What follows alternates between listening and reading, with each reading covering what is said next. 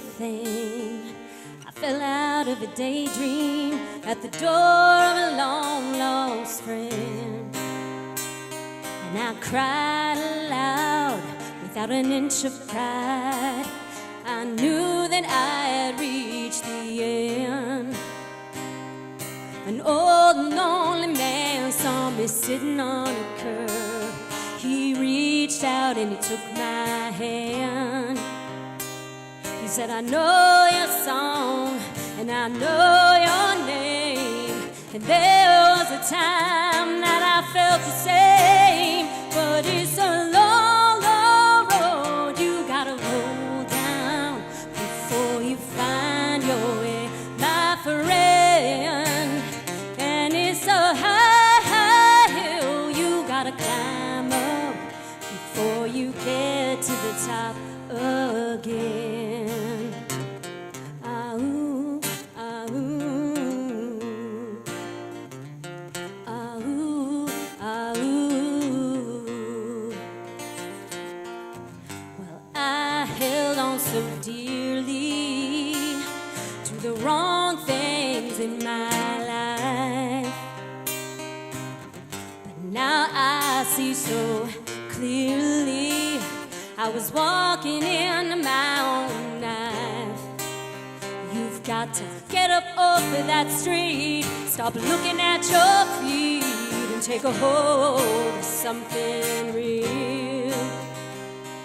Well, this old man, he took my hand. He looked at me and said, little girl, I understand that it's a long, long road you gotta roll down before you find your way, my friend. And it's a high, high hill you gotta climb up before you get to the top again. And there was a time that I thought that I knew it all, and there was a place that I thought I could call my own. But it all came crashing down, and I looked around, and I knew that things would never be the same.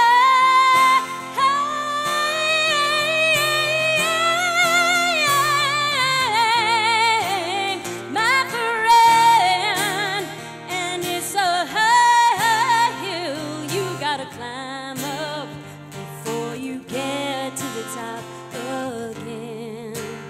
And it's a long, long road you gotta roll down before you find your way, my friend. And it's a high, high hill you gotta climb up before you get to the top again. Ah, ooh, ah, ooh. I say, ah, ooh, ah, ooh. And it's a low, low, low, low road. It's a low, low, low, low road.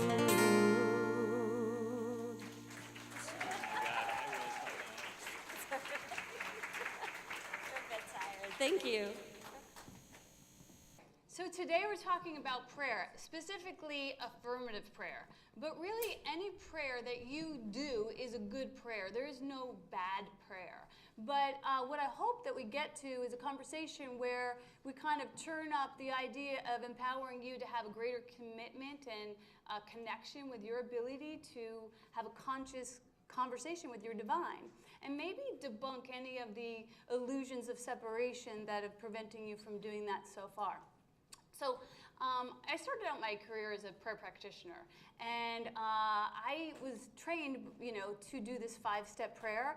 And I remember that there was something so intimate about it that prevented me from experiencing it. And I would, practice one-on-one with people, but eventually I got hired. My first job as a prayer practitioner was being hired by the World Ministry of Prayer, where I was supposed to go in and answer the phone. Actually, they would connect it to my house, And I would pick up the phone and they'd say, what's your name and what would you like prayer for? And then I would give them an affirmative prayer. And I remember the very first time that I did this, it was under, my, teacher's gaze and everyone who was there, like we all watched each other do our first calls. And it was like, oh my God, it was like sweaty and nervous and awkward. And I remember the first person I prayed with, she was a regular on the World Ministry Prayer. She would call all the time, but I didn't know this. And she was like, this is Deirdre. And I'm like, okay, Deirdre, can I get your address? And she was like, I don't want to get my address. I just want prayer. And I looked around the room and I'm like, they're like, she's in the system. So I checked and I was like, okay. So she wanted prayer on her car. And, and her car had just broken down. I mean, I remember it like it was yesterday. And I remember I sat there and began to use this recipe of prayer. And I began to just pour in the constructive opposite. And I remember that as I began to pray with her, I felt like a light went on within me. And I walked out of the room, and people in the room were little like, oh my God, you're like glowing. And I was like, this is awesome. It was like finding Christmas in my pocket, And I thought to myself, how come we weren't taught this? How come we weren't taught how to use this thing called prayer that is available to everyone? And this is just one simple way to use it. But again, hopefully you can use this recipe, and then if you like, you can throw the recipe out and create your own prayer. So I'm going to start off with a prayer that I use every single day on the Miracles Live 365, which now is my own morning phone call that I do, because the World Ministry of Prayer closed. Isn't that sad that they closed? Yeah, they were around for like 20 years, but they just couldn't keep their facility open, so they closed. So anyway, I took that information that I had through World Ministry of Prayer and I kind of reconstructed it for Miracles Live 365, and I can kind of see the shoulders that I stand on if I look backwards, that it all came from, I remember Will said one time in a Christmas letter, Maureen found this year her two favorite things and combined them, talking on the phone and God.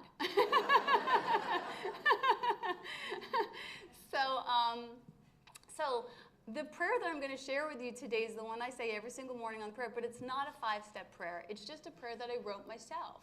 And so I invite you to write your own prayers and then memorize them so that you have them with you wherever you go. So this is what I say every morning. If you want to join me, you can go ahead and tuck your chin and bow your head and just know that God is so good, that God is right here and right now, and light and love and peace and joy, and that we're one with it.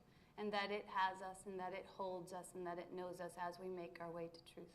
And we trust that we will see miracles where we once saw lack and limitations, and that we'll be given solutions where we once saw dead ends. So we commit to remembering that we are, each of us, immersed in God's holy ecstasy and audaciousness, where all things are possible and where all things are perfect. And we give thanks for this day of miraculous encounters. And may we always remember that this is given to us, not just for our own good, but that we might be fearless, fierce, fabulous extensions of God's love. And so for this and so much more, we give thanks, and we let it be, and together we say, and so it is. Amen. So doesn't that feel nice? Who feels better after that prayer? Yeah, it kind of shifts your consciousness, and that's actually what prayer is. It's a shift in consciousness. And it doesn't, like I said, you don't have to find a recipe for it. I'm going to give you a recipe today, but you don't have to follow a recipe. In fact, some of the most major impactful prayers are like the small ones. Like the prayer I love to say all the time is, you got this. Now that's a prayer. You got this, especially if you're saying it to somebody who feels like they don't have it, because right there you've shifted their consciousness in a positive direction. That's a prayer. Another, small little prayer could be, I surrender. That's a beautiful prayer. It's like a true shift in consciousness where we let go and we allow a greater idea to unfold for us. Another great little prayer is, I'm ready. That's a beautiful prayer when you finally find yourself saying those words with true integrity. I'm ready. So prayer is basically a declaration that shifts consciousness. If you thought about it that way, you might think that all affirmative statements are prayer, which I would say they are and they're not. Okay, so affirmative statements are like a down and dirty prayer. They're almost like a fast food prayer or a Cliff Note prayer, right? And if you've ever had the experience of enjoying a well-appointed meal that was thoughtfully created and delivered to you, and then also had a Happy Meal, you're going to know the difference. And if you're interested in having a well-appointed life, you might want to establish some well-appointed prayers in your life. There's no reason why you shouldn't have the most highest quality in every corner of your life. And prayer is a really important corner to consider. So, well-appointed prayer. There are many ways to pray. None of them are wrong. But there are 3 different consciousnesses that we can come to prayer with. The victim prayer will sound like, help me! Shark! That's the victim prayer. The warrior prayer will sound like, I will get this done. I will call this forth. I will manifest this. I will move this into form. That's the warrior prayer. God bless it. And the channel prayer is thy will. It's a surrender. It's a letting a higher wisdom for you to come through, a higher power that knows a greater idea than you could possibly know. So Einstein says we can't solve the problem at the level of the problem. That's why we want to move into the channel prayer, because why would we, try and push prayers into forms through our limited ideas, right? So last week, I know that prayer works, and I see it work all the time. And it's amazing the outcomes of prayer, because it's usually not the outcome that I think it's going to be. But we hold the space for the optimal outcome. So just this past week, actually, I was working with a client, and she was telling me about this relationship she had in business where she felt like it wasn't going to come through. She wanted it to be over, and she didn't feel like it could be over. And she also felt like the materials that they had created together that this other person was going to use, and that this other person was not going to ever let her go.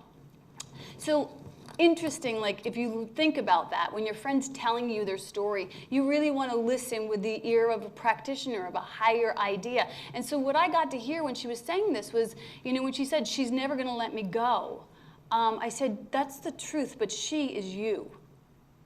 So you have to get out of your own way. Are you going to finally let yourself go and be as bold as you're here to be? And she said, well, what if she uses my material? And I said, they're not your material. It's God's material, and God bless her if she uses them. A thought shared is strengthened. And nobody can teach it the way you can teach it. So, we're coming from a place of scarcity right there. Anyway, we did a prayer. She called me back within an hour. Without having any conversation with her partner sent her an email saying, I would like to dissolve our union. And so that's just one example just this week where I saw it work. But I can tell you a million times where I see it work all the time. And specifically, like I mentioned last week, I think it was, religious science. Oh my God, they have like 1 million libraries filled with places where prayer has worked. So this is just another spiritual tool in your toolbox. So prayer does not change the world. It changes the consciousness so that we can see the world differently. And when we begin to see the world differently, like when she began to see, oh, this is me blocking myself. When she began to see that differently, then she could have a shift in consciousness. And in the shift of consciousness, the world rises to align with her new consciousness. So this is the same way that you can use it. So A Course in Miracles says that an idea shared is strengthened. And basically, the more that you share the good news with yourself, with your family, with your friends, the more that this is going to bless you. A prayer that you give to somebody else blesses you as well. It's a mutual healing. God doesn't bring 2 people together to only serve one. So just know that when you're praying with somebody, you're not fixing them. You're fixing both of you. You're not praying for me. You're praying for we. Because there's no way somebody would come to you for prayer if you also didn't have that in your consciousness to heal. And that's a really important thing to remember. That it's not a special hierarchy, that you're here to heal the universal dis-ease of separation, and that it will come to you in the degree that you're also separate. So you obviously are ready to heal that. So prayer is just a simple speaking the truth, the whole truth, and nothing but the truth. And Annie Lamont gives us a couple of prayers too that are really short, and they are help, thanks, wow. And I love living in the prayer of wow. Somebody else added something, actually it was me, added another word. Somebody got on the call because I was saying, let's pray the prayer of wow. And then somebody was saying that, and I said, let's add we to it. Wow, we. So in the wow-we of our consciousness, we're talking about recognizing that there is a power in the universe that will work for us. You know, this is something that many of us fall asleep to, that there is a power in the universe that will work through us, and that through prayer, that our life can become a continual experience of vitality, of health, of prosperity, of success, of joy and abundance. That's all from Ernest Holmes. And he's actually the one that channeled the 5-step prayer that we're going to go into today. So the first, it's actually a 6-step prayer because I like to include the purpose statement with it. But before we begin this prayer, let's just talk one more time about what is prayer. And you might want to think about, like, what was the first time that prayer really had an effect in your life? And who were those people that taught you prayer? And what were the prayers that they taught you? Like, I remember in my childhood, there was, you know, now I lay me down to sleep. I pray the Lord my soul to keep. And there was Jesus, Mary, and Joseph, be with me on my way. Holy Spirit, inspire me. Every day we went out the door, we had to say the same prayer. There was the rosary, which was this repetitive, beautiful prayer that went on forever and a day. And then there were just other prayers that we would pray. Dear Saint Michael, please come around. Something's lost that one must be found. So, you know, these prayers that we have as our childhood, like they're a place to begin to look at your relationship with prayer. And think about who taught you those prayers, how they came in, and which ones worked for you and which ones didn't ever feel right. Most of those that I just gave you were rote prayers. So those were things that we were asked to remember instead of, so sometimes, like, it's the difference between when I was in Hollywood, they'd give me a script. And I would say the words of the author. And I would pour my truth into those words. But when I began learning the 5-step prayer, I got to write the script. And when I got to write the script, it was just way more empowering. So that's what I'd say about that. So prayer is not a supplication. Jesus says, pray knowing it's done. Right? So how do we come to it with knowing that it's done before we even place the prayer, to know that there is a possibility for a greater good right here? So the prayer is really a declaration of our faith in action. And it's an affirmation of a greater truth than one once accepted. And the truth that will transform your prayers from an empty plea to a clear and affirmative declaration is that degree of faith. And it's a childlike faith that says, of myself I can do nothing, but there is a power that works for me, and I'm willing to tap into it for the betterment of myself and the situation. So prayer, in A Course in Miracles, it says, a true prayer, which I love, forgets what it is seeking and turns the other cheek to the infinite nature of God. So it's asking us to literally almost forget that what we're asking for and just move into the awareness that all things are available at all time to everyone, so there should be no block here, and we're only praying for the clearing of our own blocks.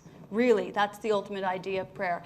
So when we think about that, when we think about clearing our own blocks, that right there is when we start to get to the question, what is the purpose of this prayer? What is the purpose of this prayer? So let's work with it.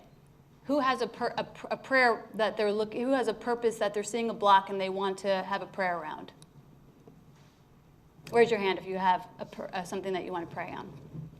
And if you don't raise your hand, we'll pray for the engagement of our community. Yes, Nancy. Forgiveness. Okay, great. Anything in any specific relationship?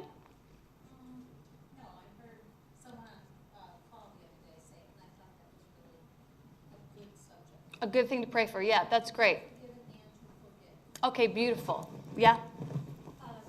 Mine is, in a sense, forgiveness, but the ability to let go. I have a relationship with my brother where we agreed that we would not, as a family, break up, but we discussed the reasons why we were going to split up out of respect. But I'm still praying to come home. So really, if you were in true integrity with your truth, you don't want to pray to separate. You want to pray for healing.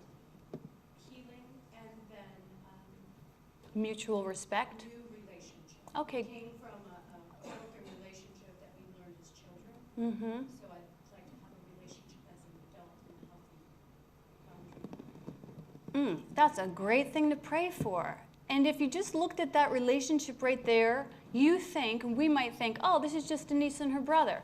But it actually affects the entire world. You know, we don't even know all the people who are hanging on the sidelines just saying, oh, I wish that Denise and her brother would get back together. And But it wasn't a bad thing either. We both agreed that that's what we were going to do for ourselves. Uh-huh. We strengthened our own. My dad was like 10 Right. Well, this is beautiful. So putting it out there that you want prayer around a healing around your brother to see him differently and to have a new relationship with him. And that ties right in with forgiveness. So that's the purpose. The purpose of this prayer is for forgiveness and to see our brother anew. That's a great prayer communally. There's no one in this room right now who couldn't benefit from that prayer. So that's the purpose. The next step is the recognition. The recognition is a really interesting step, and it's basically recognizing that God is. That's it. That God is, and that God is everywhere, in the same way that like a fish might recognize, oh my gosh, I'm in water. You know, like God is, there's no spot that God is not. What are we recognizing? We're recognizing that God is present in all places at all times, and that it is in love with us, and it's for our highest and greatest good. It's interesting because when I think about A Course in Miracles in regards to prayer, it says in the Song of Prayer, and actually in the text too, that it invites us to say God is and then cease to speak. If we really got that first step that said God is and recognized how audacious that idea is, that it's present in all of us at all times, it says that we would cease to speak, for in that knowledge words are meaningless. There are no lips to speak them, no parts of mind sufficiently distinct to feel that it is now aware of something not itself, and that it has united with its source, and like its source, it merely is. Like that is a beautiful little appetizer of peace. So the first step is God is. Before we reach the awareness of this unity, though, most of us don't live in God is. We live in I am and you are, and we're separate, and it's not working. So until we really reach the consistency of Holy Communion with all things, we get to use this prayer that says, we're going to recognize the characteristics of God, and specifically the characteristics of God that we want to experience. What you focus on increases. So in regards to this relationship, the things that I want to see experienced is what? What are some God qualities that would go with the healing of this relationship with your brother? And anybody can have the answer to this. Yeah, Mel? Fluidity, yeah, that's beautiful. Pray for fluidity, yeah?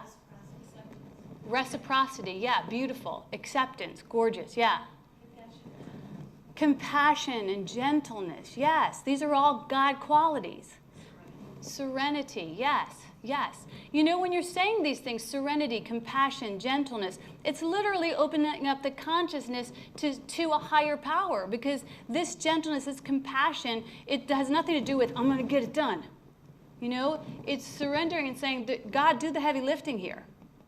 Let me just be a channel for holding my peace of mind. And in that acceptance of my own peace of mind, there's going to be a healing here. So the first step is recognizing the God qualities that we want to see manifested in this experience, in this specific experience. And they can be specific characteristics of God. So if you wanted greater vitality, you might pray for wholeness. Right? If you wanted greater prosperity, you might begin to recognize the characteristics of God that are generous, that are abundant, that are affluent, that are fluid. And these are characteristics that are available all around you and in you. If you wanted more clarity in your life, you might ask for greater wisdom. You might ask to know greater wisdom in God and in yourself, greater divine direction. So you see how we're simply looking at the block, and then we're going to pour in the constructive opposite. That's how we're shifting. We're changing an ancient hatred into a current love. And that's what we're miracle workers in doing that. We're shifting it into a new perspective. So the first step is God is. The second step is I am one with that. It's called unification. So God is all that there is, and I'm a part of that. And I like to think of it as like a great mosaic of God. Like God is this beautiful, beautiful, great mosaic, and you're a piece of that, and God is incomplete without you.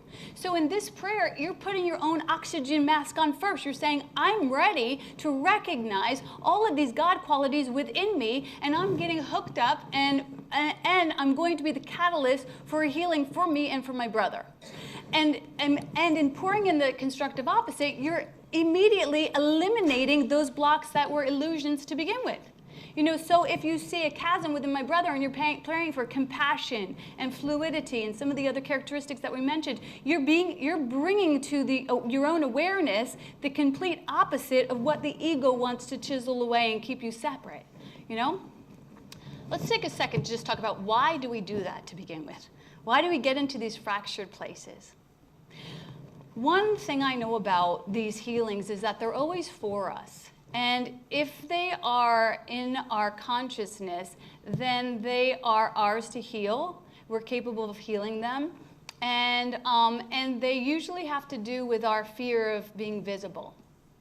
So if I can wrestle in the mud with you, then it excuses me from actually lighting up that square of the great mosaic of God.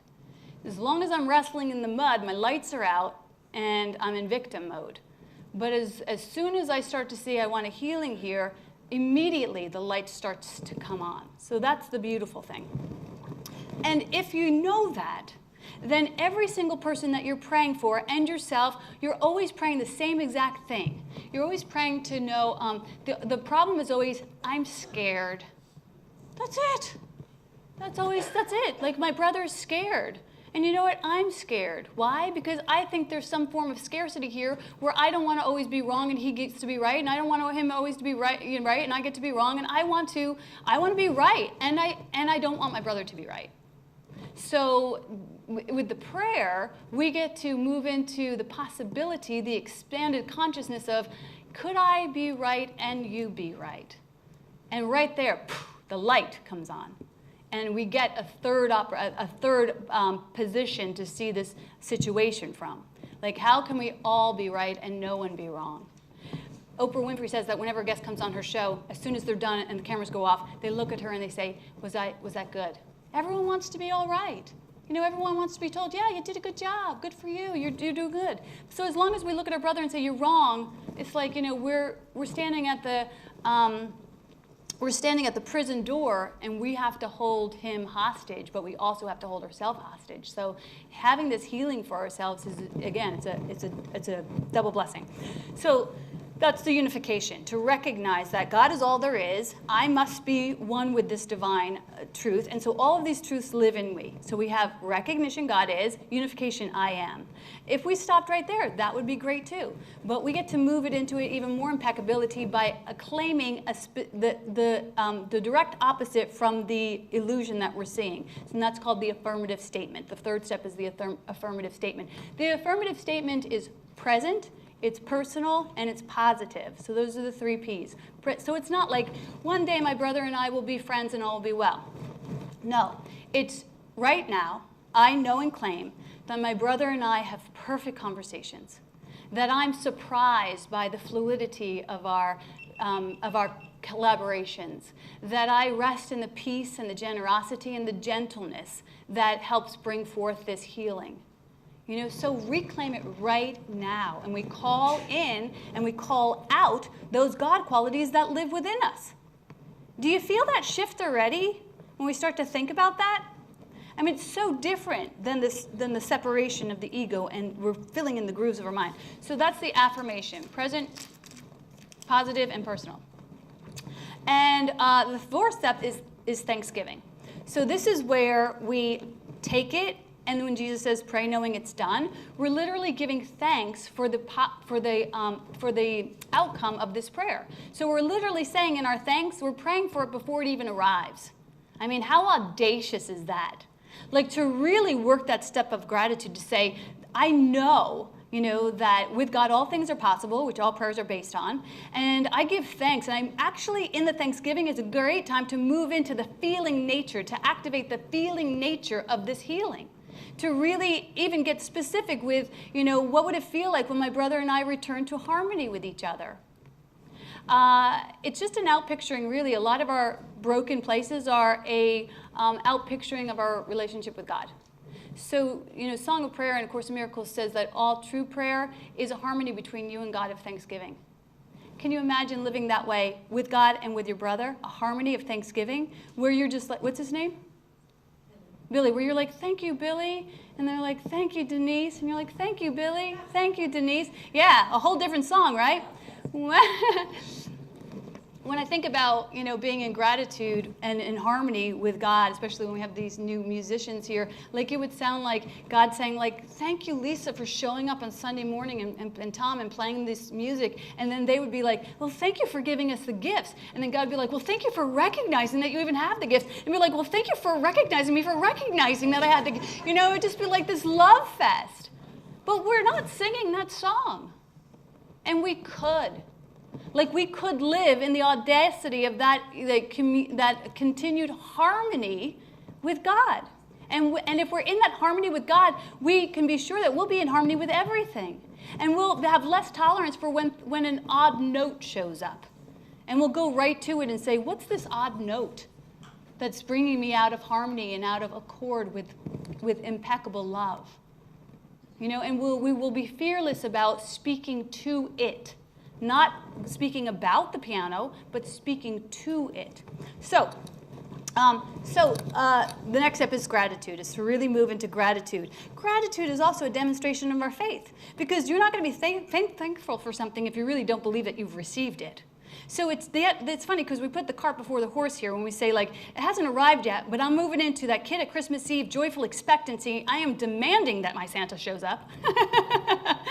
I mean, we don't want to make God into a Santa Pope, as Sally Ann would say, but to activate that childlike faith, like, why wouldn't there be a healing here?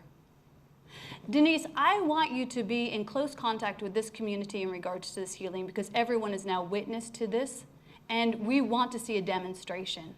And there's no reason why God wouldn't want a healing between you and your brother. And if we can have a healing between you and your brother, we can have a healing between everything. So gratitude. The next step is release. This is sometimes the hardest for all of us. Okay, maybe it's just me. But it's the letting go, It's the knowing God is, knowing I'm one with God, affirming this truth, moving into the juice of it. The fire in the belly is when the Thanksgiving comes in. That fire in the belly is a practitioner thing where you say, like, you put some skin in the game. Like, this is really where I'm turning on my faith in God. And then release. That means that you put the cake mix in the oven and you're not going to keep peeking in. Is it done yet? Is it done yet? You're really going to shut the door and let God serve you the cake when it's ready. But you're going to live in that joyful expectancy. And we like to say, like, hunger is the best sauce anyhow. So there's not one person in this room that couldn't benefit from practicing a little more patience.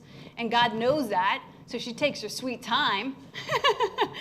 But, we don't want to live in lives that are microwaved. In the same way that we don't want to throw out, like, fast food prayers. We want to live in well-appointed prayers and having well-appointed experiences, and that requires that we don't rush through life, that we allow ourselves to go at the leisure nature of miracles. That's what we're designed for.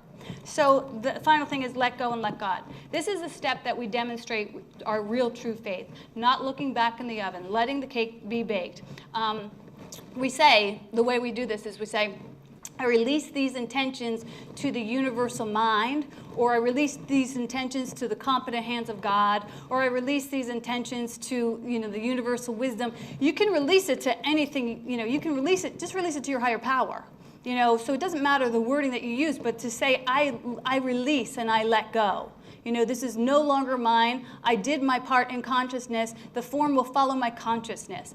So let me break it down for you in regards to fish.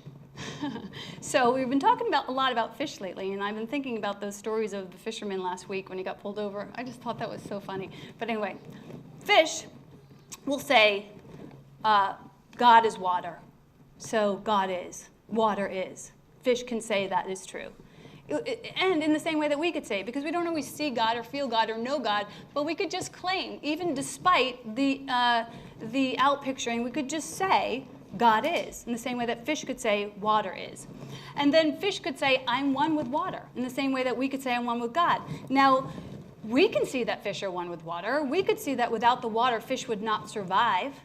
This is the same for us. Without God, we're just puppets on a string. With God, all things are possible through us, but without God, we're just these inanimate meat suits, So really, God is the light that dwells within us that cannot fail and that is illuminating our highest potentiality. And so we want to know that we're connected with the audaciousness of that big ocean of God, And still, we're just sort of like fish. And we move about like fish. So fish will say, I'm one with the water. And then the fish will say, in this water, I could say, I live in a happy school, where my needs are met, and I'm swimming with, with the flow. I'm going with the flow. A fish could have that kind of prayer and make that kind of affirmation, and we could do the same thing. Like in this, great sea of God, everything that I come in contact is for me. I'm surrounded by support and supply and sustenance and joy and, and community and beauty and abundance. Or we could say, help, shark! That all depends on how you want to look at the ocean. And right there is going to be the difference between your living in peace and joy and love or fear. We have a lot of fish swimming around us who are screaming, shark, and we get to be the fish that says, love, peace, possibility. And don't think for a second that your voice is not necessary more today than ever to lay down the prayers of shark and to embody the prayers of possibility. So the little fish could say, I enjoy swimming in my happy consciousness and knowing that I add goodness to the ocean of God. And this is how you begin to weave your words. This is how you begin to weave your words and use your words for the highest and greatest good. And if you begin to practice this little recipe, or if you just begin to take these ideas and intentions and begin to just work your own prayer, however that looks, I can tell you firsthand that it will be a tool in your toolbox that will always support you. I'm in so many circles today where immediately when a wrinkle comes up, not just me, but my friends will say, let's pray on that. And I cannot tell you how audacious it is to have a community that is always holding the high watch for each other. I used to be in a community in Los Angeles before I really became a prayer practitioner, and I had this one friend who would call me, all the time and lay out her problems and her concerns and her worries. And as I moved into getting my license, I would say to her, well, let's move that into prayer. And she'd say, I don't want to pray. I just want you to hear my problem. And I finally had to tell her, it's not what I'm about. So it's okay. Sometimes you're going to have to cut bait and allow yourself to move into circles where you feel fully recognized, appreciated, and supported. And again, that comes from your determination and commitment to have a well-appointed life. And that's what I want for you. I want your life to be audacious. I want you to be able to look around your life 365 degrees and love the story that your life is harmonizing back to you. I want it to be filled with abundance and joy and purposefulness, and not just for your own good, but so that you can demonstrate in this world to everyone that comes under your nose, because you have your own audacious ministry. Everywhere you go, you are a temple of God. Everywhere you go, you are charged with bringing love. And I can't say this enough, but right now it's more important than ever to move into holy communion with everyone and everything, despite the conditions, despite the fears. I had this one, I'll close with one last story. I was working with a teacher this morning who was amazing, and she was on our prayer call, and she was talking about the shootings, and she was talking about having to go to the pulpit after the shooting that took place in church. And she was talking about the fear that she had, and then she went into this little strange mad ramble about how she is a vegetarian and they didn't bring her food, and she demanded a peanut butter and jelly sandwich, and finally she just went out and got it, And what that reminded me of is that if you are a temple of God, you need to put your own oxygen mask on first. Your self-care is the most important thing that you can invest in. And prayer and having a holy communion with your divine is the best thing you can do for your own self and soul care. And that's the word. Thank you. I was just going to say, to kind of tie into what you were saying, we can all be thankful for music, so you guys can sing along with this next one. Please do. I think you'll know it.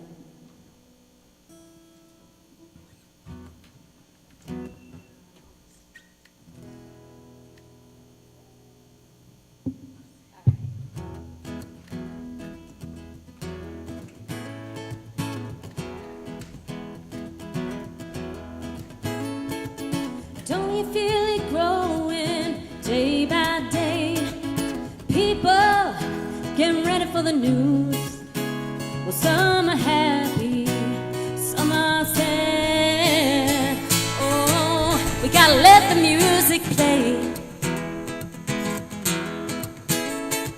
What the people need is a way to make them smile. It ain't so hard to do if you know how. You gotta get a message and get it on through. Oh, now mama, won't you stay a while? Oh, listen to the music, that's your cue. Oh, listen to the music. Oh, listen to the music all the time.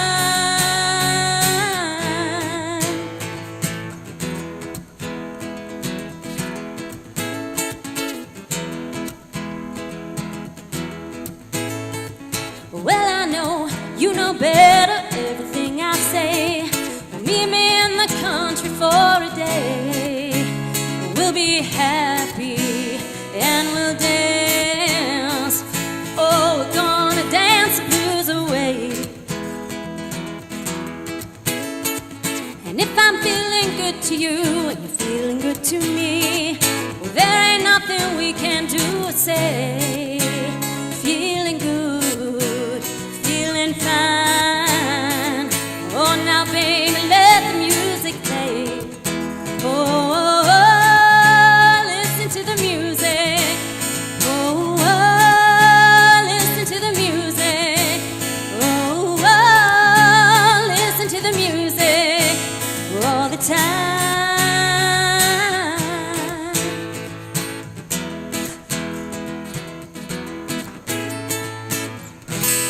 Like a lazy flowing river, building castles in the sky. And the crowd is growing bigger. Come on, baby, listen now, let the music fly. Oh, listen to the music. Oh, listen to the music. Oh, listen to the music all the time.